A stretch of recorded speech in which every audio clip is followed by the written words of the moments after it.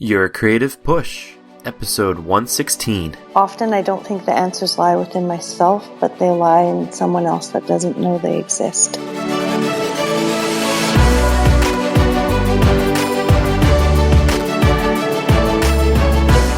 Welcome to Your Creative Push, the podcast that pushes you to pursue your creative passions. I'm your host, Youngman Brown, and my guest today is Roxanne Charles. Roxanne is a mixed media artist of Strait Salish and European descent. She's an active and proud member of the Semiahmoo First Nation in Surrey, British Columbia, where she promotes art, language, and culture. She works with a wide range of media, and her work often explores a variety of themes such as spirituality, identity, hybridity, the environment, urbanization, and various forms of structural violence. Roxanne is a contemporary storyteller whose goal is to touch, move, and inspire others through her work. Roxanne, first of all, thank you so much for coming on the show today. I was wondering if you could start out by telling us a little bit about how you got to the point that you are today in your artistic career. Sure. Thank you very much for having me. I have always liked art and enjoyed creating things. However, it wasn't a path that I believed I could pursue. Straight out of high school, I thought that I wasn't really meant to attend university. Growing up in a community with low graduation rates and not seeing very many people go on to post-secondary, I didn't really consider it an option until in my mid-20s after I had my two children. I think that was the beginning of me going back to exploring art and realizing that it was something that I could possibly do as a career. Was there like a specific moment that you remember where you're like, okay, you know what, maybe I can do this, maybe I can go back and pursue art, as you said? Well, it actually was really silly. I was doing a craft fair for my stepdaughter, and I had created all these things with her more just for fun to work with her because she wanted to participate. And we went there and we started selling a lot of work, and then I just got back into it and I started creating things at home and really enjoying what I was doing. And my uncle actually wanted me to pursue a career as a female carver. And it was something that I'm still interested in. However, there's not a lot of things set up to support you during that process, especially being a mother with 3 children at the time. So one of the options was to go back to post-secondary and pursue a degree, and that I was unfortunate enough to receive some support in doing that. That's very cool. And the work that you do is very interesting and very unique. And for anybody that hasn't checked it out, you can head to yourcreativepush.com/Roxanne to check out what we're talking about. But what kind of inspired you to do that kind of work? Well, I do sculpture. I have a 10-foot transformation figure, and I work a lot with hides and cedar bark weaving, and but the traditional carving is something that I still want to learn, and I did actually go back to the Native Education Center as well to be trained in Northwest Coast jewelry design. But when I got back to university, what I realized is there was a lot of things, and conceptual art is a way that you can engage the public in a lot of things that you care about. And so for me, it's become more about advocacy than the actual process of art. So I find that I use it as a tool to interact and inspire others and engage in conversations that people typically might not have. Yeah, and that's one of the great things about art is it does open up that dialogue. It does open up that the communication and the communication that wouldn't be there normally. Can you talk a little bit about the things that you like to communicate about, the things that you are an advocate for, especially like structural violence? It's an interesting combination of words I like. Can you talk a little bit about that? So I think there's a lot of forms of violence, and I see people might not think colonization's going on today, but I think it's alive and well in Canada.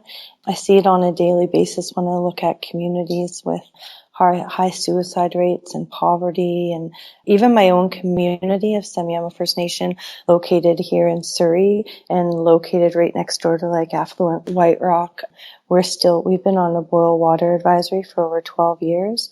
So I find that there's a lot of victim blaming in that we can point fingers and say that there's corruption over here and there's different things going on, but I feel that it's actually really systemic in that it was set up to fail, and that's why these systems are not working, and they weren't always the way that we governed ourselves before, where we're more community minded and we didn't have this electoral system that we have. The other thing is the displacement of our women, where we come from matriarchal societies to where our women were held in really high regard and things were transferred through the female line. So the things that my son receives, he receives through me, whether that's songs or masks. And then with the Indian Affairs and INAC, what that did is actually, if a non-Native woman were to marry a Native male, they became an Indian. And if a Native woman was to marry a non-Native male, I don't know if I said that right, but she would actually become white, like have a card that would say that. So there's a lot of things that have been well thought out and are still in our systems today, which make our populations vulnerable. And then, do you have a specific piece of art that you feel really exemplifies those feelings and your stance on that? And that, do you have like a successful story with your art, the one that really sticks out to you? I don't know that I have one. I find that they all are talking about the issues and lots of different issues, not just one. The one piece that I've been working on lately is a community weaving, which was a response that I was making for a work that was at the Surrey Art Gallery by Nicholas Gallinen and Nep Sandhu. And so they were two males speaking out against violence against women in their community, which I think that we need more of. We need more people to stand up to use their voice and engage the public in creative ways. I feel that often I don't think the answers lie within myself, but they lie in someone else that doesn't know they exist.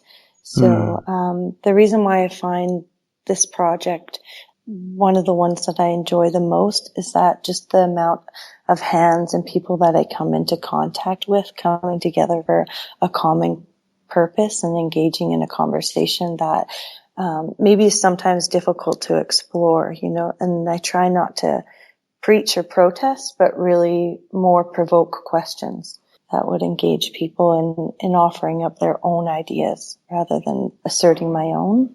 I love that mentality where like you said, I think that's beautiful. The answer lies in the other people and not in you. And I think that that's something that for people listening, regardless of, what your medium is, what your creative, impulse is, whether it's music or art or photography or singing or whatever it is, to not put the answers out there, the answers that you think, deserve to be out there, but like you said, to kind of open up the questions, open up the discussion, open up the dialogue.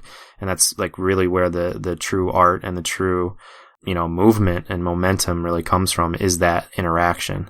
Yeah. Do you have some things that hold you back from actually, creating the art, making the things on a daily basis? I tend to be really hard on myself, so nothing is ever good enough. I think sometimes that prevents me from wanting to share it. And I've had the opportunity for the past 6 weeks to work in a pop-up gallery space, and I've curated the space, and I've had the opportunity to showcase a lot of my work, as well as work in the public, like in the view of everybody every day coming in and interacting. So I found that to be really inspirational, because I think when we're hidden in our studios at home, and a lot of my work is made out of recycled materials, I tend to not really see the value that it actually creates when other people get to engage with it. So I think that's usually what holds me back, is just sort of negative self-talk and that sort of stuff, as well as having a limited amount of time. I think there's never enough time to do everything we would love to do. I think, a lot of people share those same fears or the same hesitancies or resistances that you just discussed.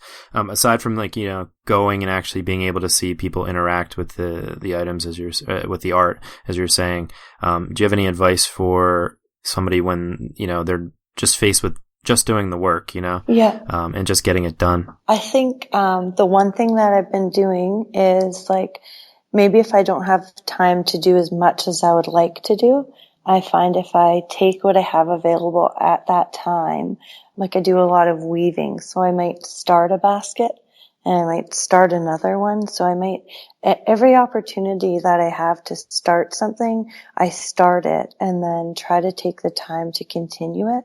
And it's not a race, and it's just like about enjoying the process of creating and trying not to be too hard on myself about like, this should be done or it shouldn't be sitting there, or because I find when I'm able to start creating it, I'm 10 steps ahead of where I would have been, right? If I just contemplated not doing it or not having enough time.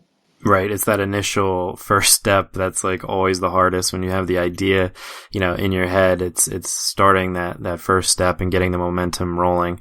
Like you said, I've found that too. It's like once you type the first words or kind of get things moving, it's like you have a better idea of what it's going to be, and it's almost exciting to try to get it finished. So yeah, taking the pressure off and not worrying about how long it takes you to complete it, but just starting. That's the hardest part sometimes. For sure. And then you enjoy what you're doing and you wonder why you've waited so long to do it, right?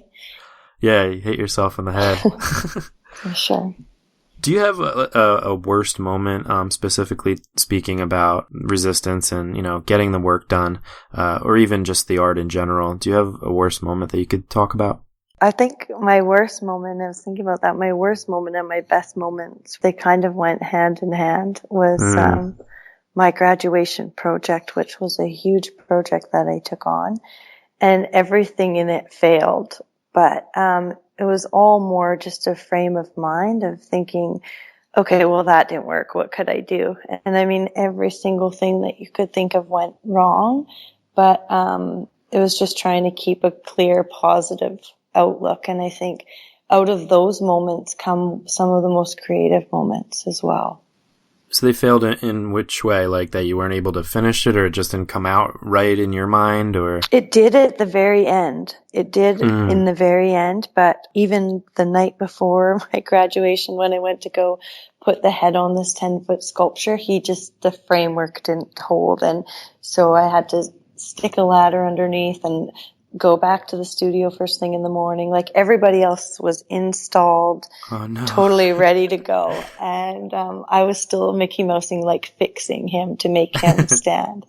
And so actually he's standing here today. I'm in the gallery and now he's freestanding, but just a lot of things like the clay was really too heavy when working on a large scale. So it would just fall off of the burlap framework. And then I did paper casting on plaster and the paper wouldn't dry fast enough. So I had to like build a room where you could put dehumidifiers in. And I think I could have given up. I think a lot of people looked at me like, oh, what the heck are you doing? Right. It was a messy process and it didn't look like I had it. Like I worked probably 17-hour days for at least 3 months and it didn't look like I had anything to show for it probably up until the final day. Well, I'm glad that it worked out. And like you said, a lot of times there's a lot of failures that have to come before the success. And there's a lot of learning, a lot of trial and error that not everybody is, built to last, and that's a really good way to get the gumption to know that, you are an artist, you are whatever it is that you want to be, is if you can keep pushing through those failures and knowing that you're going to have a lot of failures and a lot of learning to do before you get to that, final success. I think it's a really important lesson. Yeah, I think failures are the best because I think it's the best way to learn, really, and to have things stick with you and to discover new things that you wouldn't have really considered possible before. Absolutely. Yeah. Failures are the best. Seriously, because once you have your first couple failures, you realize that, everything's okay on the other side of failure. And it's just, one lesson that you don't have to make that failure again. You've learned the lesson and you can move on and become a better artist because of it, or a better creative person because of it, and almost look forward to the next failure. Yeah. I think for sure, like a frame of mind, right? Just being positive about it. It's all you can do sometimes, I think. Absolutely. Yeah. So on the flip side, you said they go hand in hand, but did you have a particular best moment, the most triumphant creative moment that you recall? I think it was my transformation figure for me. Cool. That he's just a massive sculpture and seeing him installed in this space, like he towers above people and it stops people. People are constantly stop and look at him, and he's like really rugged and strange and woven out of garbage and different things. So for me, it's a huge success because he turned out to be what I wanted him to be. It just took me a long time to get there. I love it. And that's so cool when people have to change their point of reference, you know, actually physically look up to see it. I think that can speak a lot for, you know, what you're trying to accomplish. Is that permanently installed there? No, he's actually, we'll be taking him down tomorrow. We've been in this space for 6 weeks. Yeah. So where's he going to go? Do you have to take him apart and put him together again somewhere else? Or what's his life going to look like? I take him home with me, and then I usually sing him a song and tell him that he's just going to be put away temporarily till his next show. So. Do you want to sing the song? No, that's okay. No, I'll let you go. I'll let you off the hook on that one. Yeah, well, because I always feel bad. He's such an amazing sculptor and such a big, massive figure. I feel bad when I dismantle him, but yeah. I mean, it's like you said, when you look at something like your biggest success, and I think it's important, it's like your baby, you know, it's something that you brought into the world. It's one of the most profound things as an artist that a creative person can do is to physically create something that they're proud of and that they can call, you know, their biggest success. And yeah, like you have every right to feel bad or feel like you're, you know, dismantling a piece of yourself, you know, and I think that's something awesome that everybody should be able to do if they haven't yet, is to create that thing. Yeah. And the thing is he doesn't look the same in the studio, right? It's like tripping over garbage bags, and it just doesn't have that same presence when he's not installed. It's just, I don't know. It's just really neat to see him when, just because of his scale, I think is one thing. Very cool. Do you have a formula for balancing your time when things get busy, when you have a lot to do, and just in your everyday life to continue to incorporate art into your life? I set up like different groups. So the one thing that I started was a weaving collective, and where I offer courses to the community. And I found like just setting up little frameworks like that, or maybe getting involved in a local show where you could submit like just to something that kind of sets a time that I can be committed to creating. I find I need that, like a structure to do it. Yeah, structure can definitely help, and self-imposed deadlines and, you know, groups like you made. I think that's a great idea. It keeps you there, it keeps you going, and it keeps you motivated. Yeah, the weaving group has been amazing because whether it's just prepping material, or I find actually community connection is one of the best ways for me, because it's just inspiring to be around other people, and it's more I've realized about the community connection than maybe actually even creating the work. I find even if I'm just prepping people's material or teaching other people how to do stuff, it definitely is inspiring and just almost therapeutic to handle different materials as well. Absolutely. And you can learn so much from other people. And there's an energy when you're with other people that are, you know, kind of working towards the same goal, even if those goals are completely different or a different expression of themselves. You can learn so much from the people that you surround yourselves with. So, do you have any advice for people that aren't, you know, are kind of doing it by themselves right now, or kind of, you know, locked away in the studio, like you're saying, and need to find that kind of in-person communication or a group? How can they go about finding that?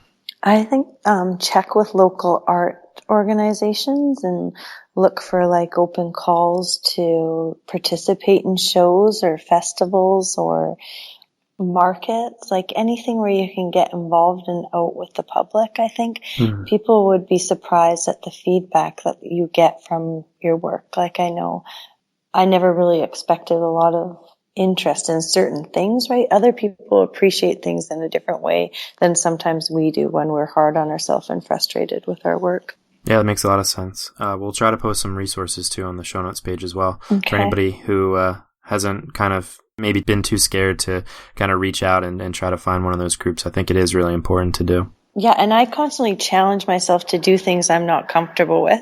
This interview, like included, I will go and maybe do a thing where it's like paint the town. So you're outside doing things like, and I'm not the best painter, but I think it's nice to get uncomfortable with things, and just try new things. And I think that always sparks new ideas as well and boosts your confidence. Absolutely. I think that's a big part of, art.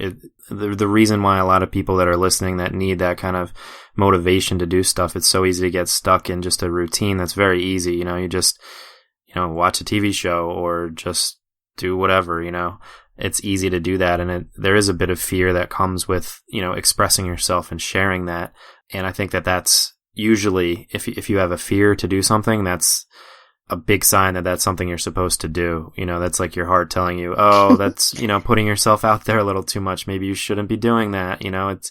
And that doesn't serve you that well, but it does serve you well to just kind of have like a litmus test for what you're supposed to do. And if you're scared of it, well, guess what? You got to go do it.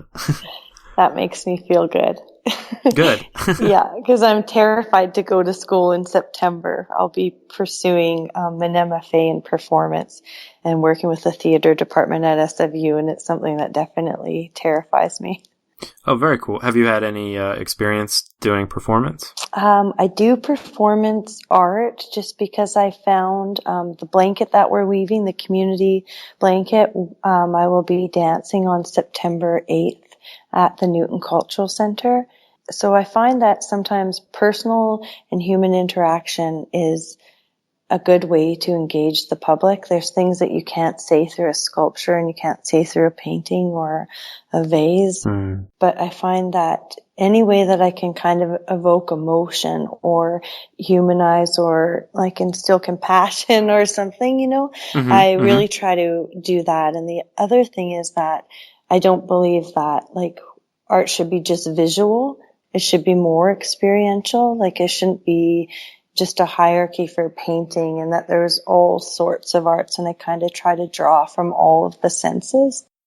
That's why I like the podcast and not written interviews, when you can hear the words of inspiration as opposed to reading them. It's a way different experience. And yeah, Andrew Salgado was on the show. He mentioned that, art is meant to be seen with your own eyes and not like through a computer screen, it's meant to be experienced and not just seen, So I think I definitely agree with you that there is a really important element of being face to face with somebody and with their art, and you can even have a dialogue about the art, Yeah, even the weaving, when people are creating it, they're constantly like I knew it would be tactile and people would realize that, but a lot of them talk about the smell, because there's a smell of the yellow cedar bark and the smell of the fabric, so it's almost like enriching all of your senses.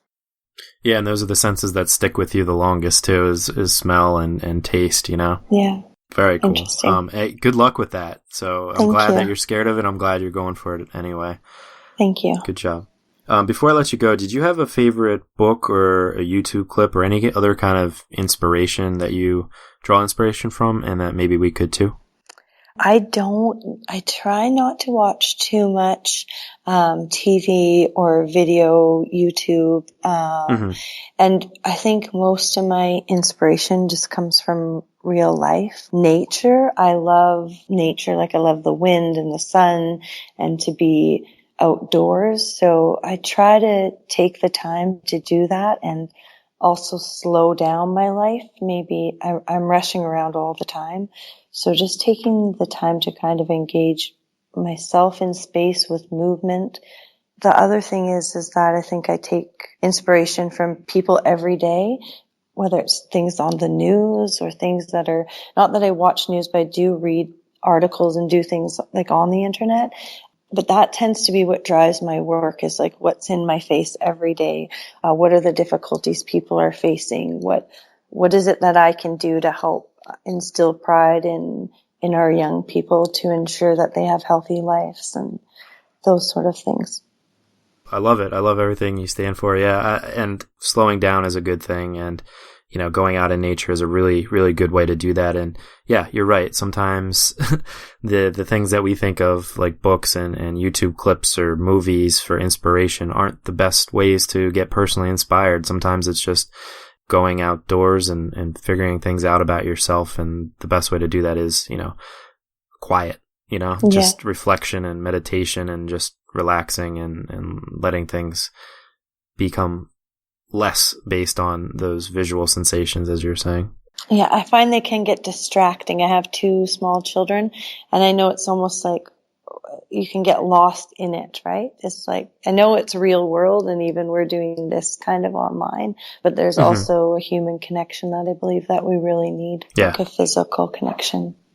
Absolutely. Yeah, you can get sucked into movies and sucked in. That was one of my biggest things before, was just having a huge Netflix queue and just watching and watching and watching, just binge watching and not doing anything else. But it is distracting, and it's a way to kind of take yourself off the hook from the artistic callings that you might have, or whatever kind of calling that you might actually have. It's a way to distract yourself away from that, so you don't have to think about it. So go out in nature and engage with real life people. I love it. Perfect advice. I think you can create too when watching movies. I like to maybe work on weaving, or like it's always good to practice some skills. So I'm a constant multitasker as well, because I feel that sometimes that can be a creative process in itself. And just if you do watch stuff, trying to pull stuff out of it and bring it into your art and bring it into, like, make it purposeful, For sure. Try to bring something as opposed to just vegging out. Yeah. Roxanne, it's time for the final push. Okay. This is where I ask you to kind of reach through the microphone and grab the shoulder of one of the listeners that you've already really inspired today. And like we were talking about, make that personal connection with them and just give them your best advice and really push them to pursue their creative passions.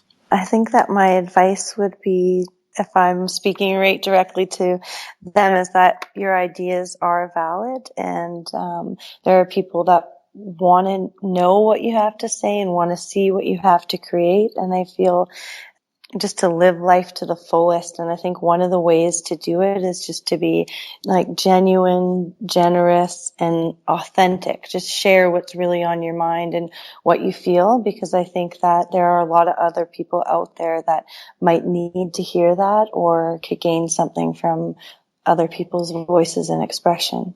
Your ideas are valid, and they're worthwhile, and they deserve to be out there, so do them. For sure. I love it. Roxanne, thank you so much for coming on the show today and for giving us that push. Thank you very much for having me. Of course. And as I said before, you can find everything that we talked about today at yourcreativepush.com/Roxanne. We'll have links to her Facebook page as well as everything else we talked about today. Thanks again, Roxanne. Thank you. Folks, I want you to ask yourself, when is the last time that you actually went out in nature? When's the last time you took a walk for the sake of taking a walk? And I'm not talking about necessarily going out and exercising. I'm talking about just going out and being in nature and thinking, or just being alone, meditating, and just contemplating nothing almost. Just the beauty of the world and the beauty of life in general. And I know it sounds kind of woo-woo and corny, but seriously, why don't you do that? It's really not that hard. It's as simple as just getting up and going outside and just taking a stroll and just being outside. When's the last time you've done that? And it's easy when you hear people talking about it and thinking about it and thinking how nice it might be. Just like doing your creative pursuits, if you think about it a lot, it doesn't get done. So really ask yourself, when's the last time that you gave yourself time to just do that for yourself, to just unplug from everything, turn off your creative push, turn off all the podcasts, turn off all the TV shows, turn off the phone, leave the phone at home even, and just go outside and just relax.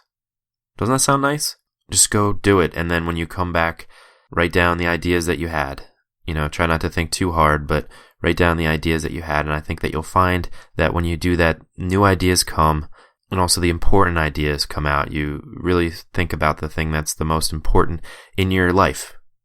On this show, we try to find the ways to get past creative blocks, the ways to get past laziness, the ways to get past whatever it is that holds you back. And sometimes it's as simple as not thinking too hard about it, especially if you're afraid of it. And I thank Roxanne for reminding me of those two things, the simplicity of going out and unplugging, as well as pushing past fears, If you're afraid of something, just going for it anyway and coming out the other side unscathed. On Wednesday's show, we have Lois Van Barla.